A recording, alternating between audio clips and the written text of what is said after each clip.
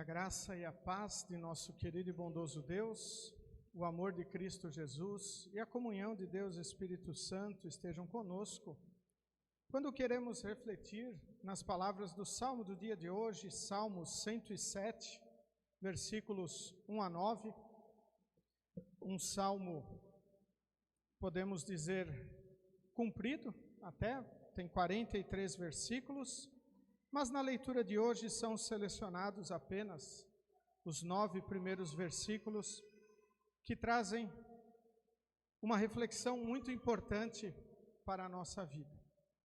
Por isso queremos basear a nossa mensagem nestes versículos com o tema como reconhecer e agradecer o que o Senhor tem feito em nossa vida. Que Deus Espírito Santo nos abençoe. Amém. Queridos de Cristo Jesus, a Bíblia de Estudo da Reforma explica este salmo, ou aplica para a nossa vida, da seguinte maneira: a história revela as predominantes ações da misericórdia de Deus. Por causa do pecado, este mundo é caótico e inóspito. Mas em Jesus, Deus restaurou a paz que almejamos. Nossos pecados são perdoados, e onde há perdão dos pecados, há vida e toda sorte de bênçãos. Palavras extremamente maravilhosas que resumem este salmo muito bem e nos mostram que nós vivemos não num mundo perfeito, vivemos num mundo corrompido, vivemos num mundo pecador e fazemos parte deste mundo. Nós temos uma natureza corrompida, nós somos pecadores, nós transgredimos a lei de Deus diariamente, seja por pensamentos, palavras, ações, até omissões. Não adianta nós dizermos que nós somos perfeitos, porque não somos. Nós erramos e por causa disso nós merecemos a condenação eterna. Aliás, todos os seres humanos merecem isso, porque todos pecam, todos erram. Mas que bom que há esse mas na história da humanidade, que bom que nós temos um Deus amoroso, mas este Deus veio ao mundo em Cristo para perdoar os nossos pecados, para assumir o nosso lugar na cruz. Nossos pecados têm consequências, tanto materiais como espirituais. Nós ouvimos a história da serpente de bronze lá no Antigo Testamento, onde o povo estava reclamando de Deus. Por que Deus nos tirou do Egito? Por que Moisés nos tirou do Egito para nos matar aqui no deserto? Um lugar onde não há comida, não aguentamos mais o que Deus está nos dando. Eles estavam reclamando. E lembremos, o povo clamou a Deus por libertação. Eles não aguentavam mais serem escravos. E Deus então enviou Moisés, o libertador, que libertou-os com o maravilhoso e grandioso poder de Deus. Quando Deus abriu o Mar Vermelho para que este povo pudesse passar sem molhar os seus pés. A Bíblia nos conta também que este povo, que ficou peregrinando no deserto por 40 anos, não ficaram com os seus pés inchados e nem a sua roupa se desfez. E mesmo assim estava lá este povo reclamão, este povo que era alimentado pelo Senhor, que fazia diariamente aparecer um maná para eles comerem no deserto. Quando pediram carne, Deus fez aparecer codornizes. Quando ficaram com sede, Deus ordenou que Moisés batesse numa rocha e saiu água. Mesmo assim, estavam reclamando. E então, esta reclamação trouxe consequências. Apareceram serpentes que, ao picarem as pessoas, elas morriam. E logo eles se arrependeram e clamaram ao Senhor através de Moisés: peça que Deus tire essas cobras. E então Deus ouviu e atendeu ao povo, mas não tirou as cobras. Moisés, faça uma serpente de bronze, coloque numa estaca, erga esta serpente, e todo aquele que for picado e olhar para esta serpente será curado. E depois Jesus cita essa história para dizer que assim como Moisés levantou a serpente, é necessário que o Filho do Homem seja levantado, ou seja, que Cristo seja crucificado para o perdão, para a vida, para a salvação de todos aqueles, pois onde há perdão dos pecados, há vida e toda a sorte de bênçãos. Muito importante nós colocarmos principalmente estas duas leituras que fazem parte do conjunto das leituras do culto, antes de olharmos o que o Salmo tem a nos dizer.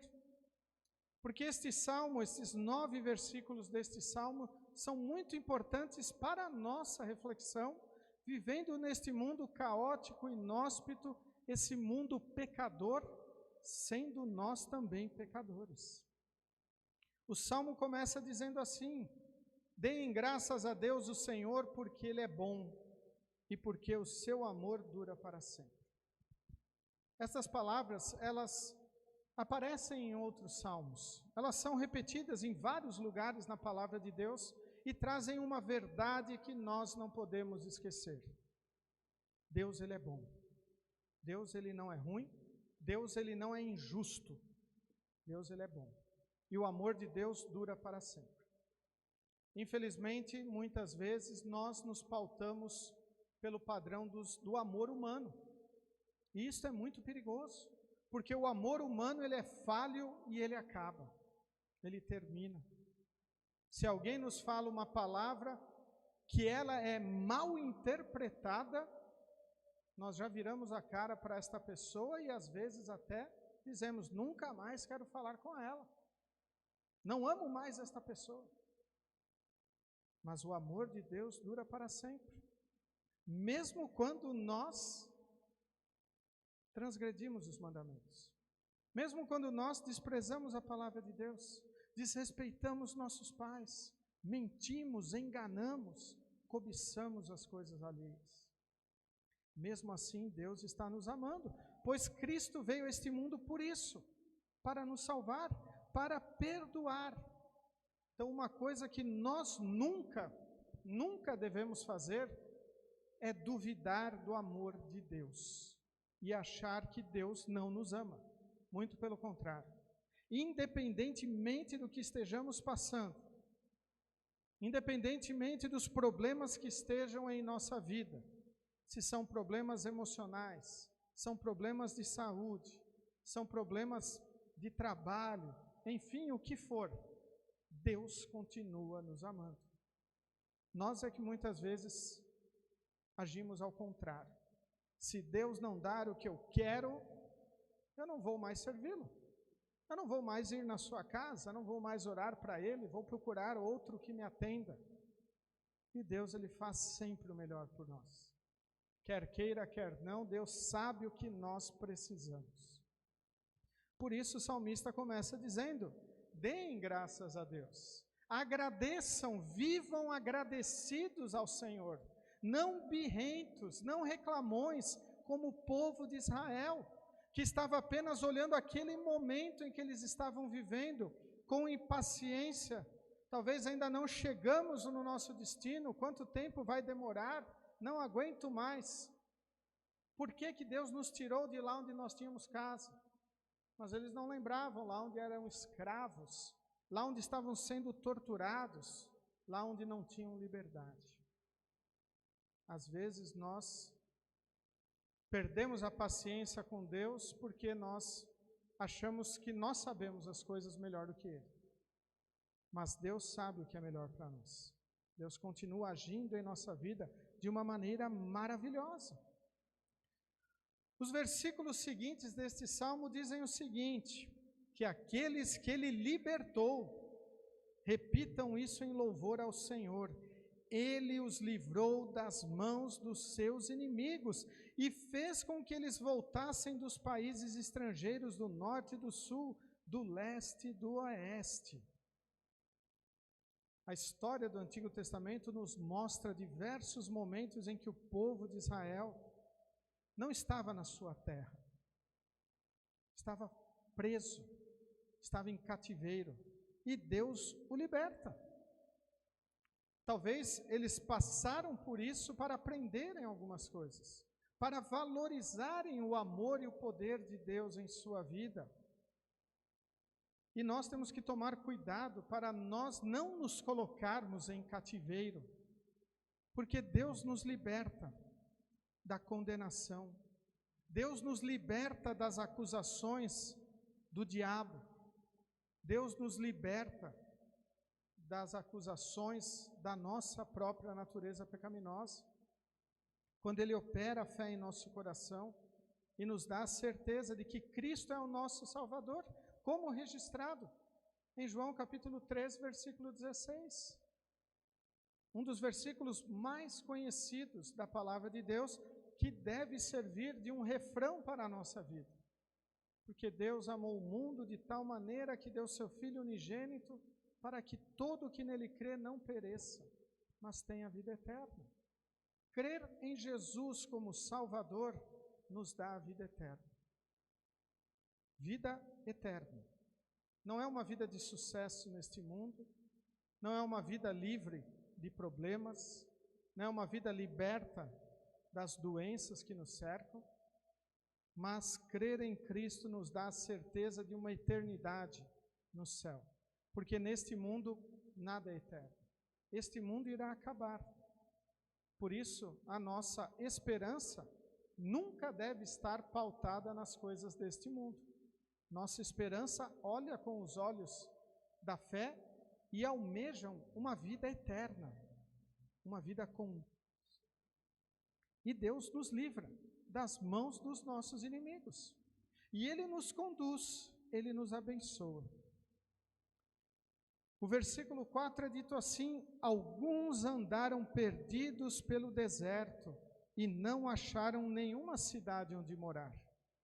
Mesmo sendo libertos, estavam perdidos, porque não reconheceram o amor de Deus, não ouviram a sua voz, não seguiram o seu conselho de caminho, não tiveram, como o Salmo 109, o versículo 105 nos diz, lâmpada para os meus pés e luz para o meu caminho é a tua palavra.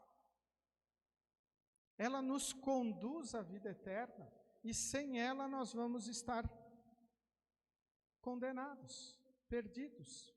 Por isso precisamos olhar e ver que Deus quer nos conduzir para estarmos apegados a Ele. Estavam com fome e com sede e haviam perdido toda a esperança. Muitas pessoas estão desesperançosas neste mundo. Muitas pessoas estão passando por fome espiritual. Não conhecem, ou, pior de tudo, desprezam o Salvador Jesus. Já ouviram falar? Talvez o Jesus do Natal, aquele bebê humilde que é para trazer paz ao mundo. Talvez o Jesus da Páscoa, da Sexta-feira Santa e da Páscoa, que é o motivo de comermos peixe na sexta e carne no domingo junto com chocolates. Talvez é um motivo apenas de reuniões familiares. Talvez é um motivo de alguns dias do ano eu me portar de maneira diferente, mas o resto posso viver de qualquer maneira.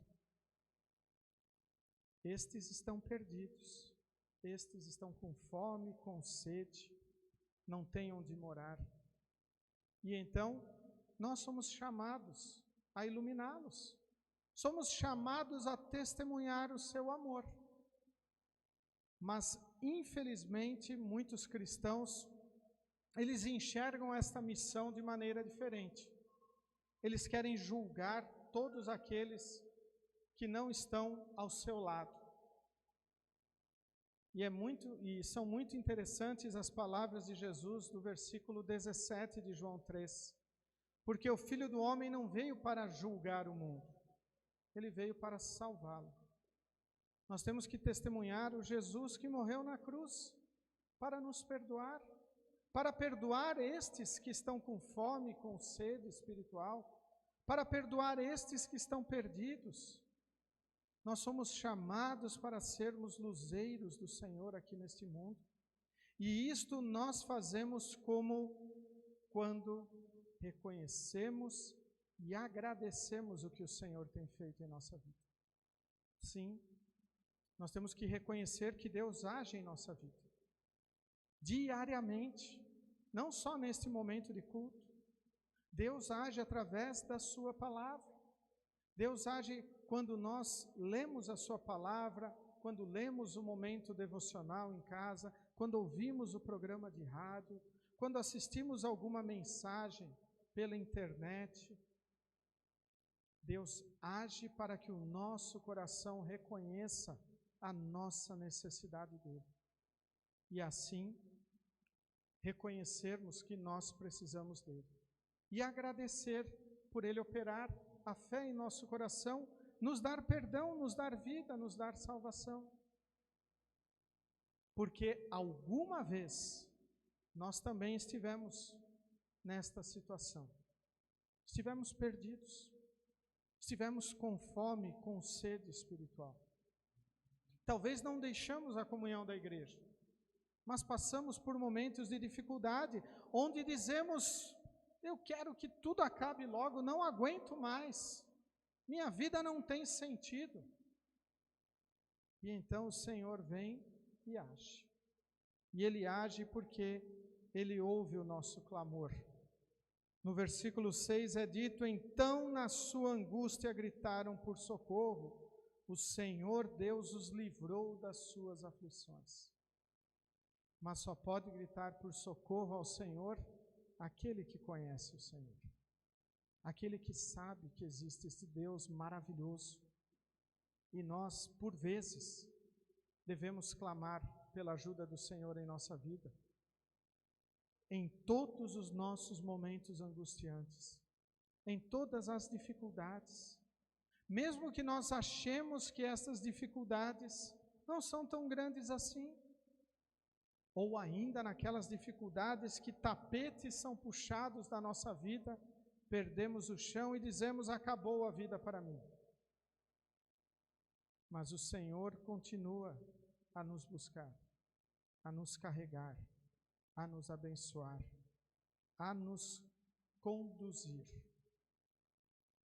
Após clamar, o salmista diz: Ele os levou pelo caminho certo, para uma cidade em que pudessem morar. Vejam, é Deus quem leva, é Deus quem conduz. Não são eles que acham o caminho, não são eles que encontram a melhor cidade, a melhor atividade para fazer. É Deus quem conduz para isso. E então a nossa resposta só pode ser uma. E o salmista diz que eles agradeçam ao Senhor o seu amor e as coisas maravilhosas que fez por eles. Vejam, nós temos que viver gratos ao Senhor, firmados no seu amor, confirmados na fé em Cristo, vivenciando cada dia as oportunidades que o Senhor nos coloca para estarmos na sua presença, para estarmos junto com outros irmãos na fé, que talvez passam os mesmos problemas que nós estamos passando, ou talvez estão passando situações talvez mais difíceis que nós passamos, e então Deus nos usa de apoio para estas pessoas. Nós não conhecemos os propósitos do Senhor para a nossa vida, mas nós conhecemos para o que Deus nos chamou e para onde Deus quer nos levar. Deus nos chamou para testemunharmos a sua palavra, e para caminharmos para a eternidade, perdoados, livres, libertos, sem nenhuma acusação. Ninguém pode acusar os eleitos de Deus, ninguém pode acusar aqueles que creem em Jesus como seu único e suficiente Salvador. Espiritualmente. Porque se fizermos algo errado materialmente, se um aluno cristão desobedecer o professor na sala de aula, ele vai ser acusado disso. E ele cometeu o erro. E ele tem que pagar isto materialmente. Mas a partir do momento que ele se arrepende deste seu ato errado, Deus o perdoa. Então, espiritualmente, ele não pode ser condenado, nem acusado. E o último versículo maravilhoso, o salmista termina este trecho dizendo assim: pois ele dá água aos que têm sede e coisas boas aos que estão com fome. Deus provê para a nossa vida, tanto o material, como principalmente o espiritual.